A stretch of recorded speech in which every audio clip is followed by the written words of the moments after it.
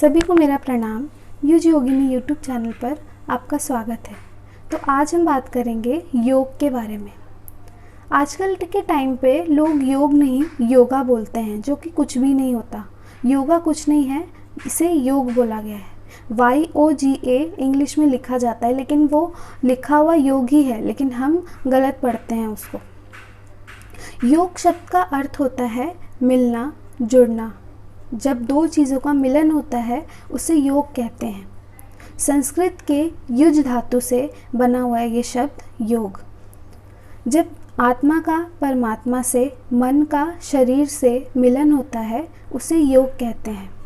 महर्षि पतंजलि ने समाधि को, यानी कि जो समाधि का स्टेज होता है, उसे योग कहा है।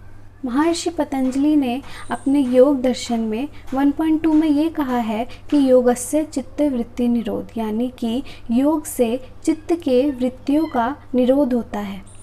जब हम अपनी 5 कर्मेंद्रियां और ज्ञानेंद्रिय को कंट्रोल कर लेते हैं, यानी कि संयम कर लेते हैं, तो वह योग कहलाता है और ये बाहरी व्यवहार के लिए जिम्मेदार होता है।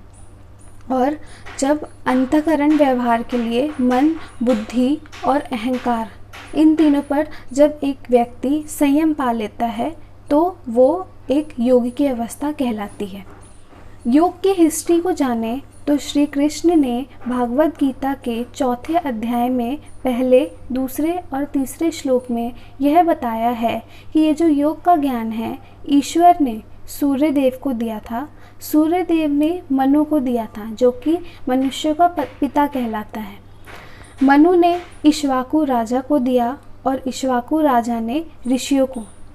और उसके बाद ये जो ज्ञान है कुछ समय के लिए लुप्त हो गई थी और फिर से एक बार और महाभारत के वक्त श्री कृष्ण ने यह विद्या अर्जुन को दी थी।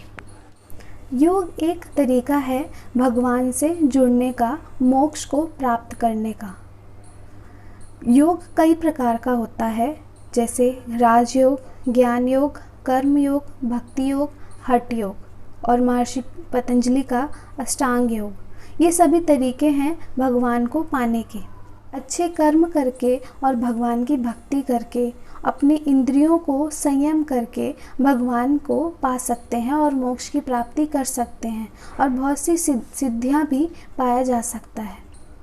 ये सब अलग अलग तरीके हैं जिसके द्वारा हम भगवान तक पहुंच सकते हैं और भगवान से जुड़ सकते हैं।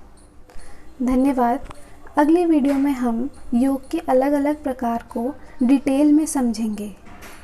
If you like my video, please like, subscribe and share.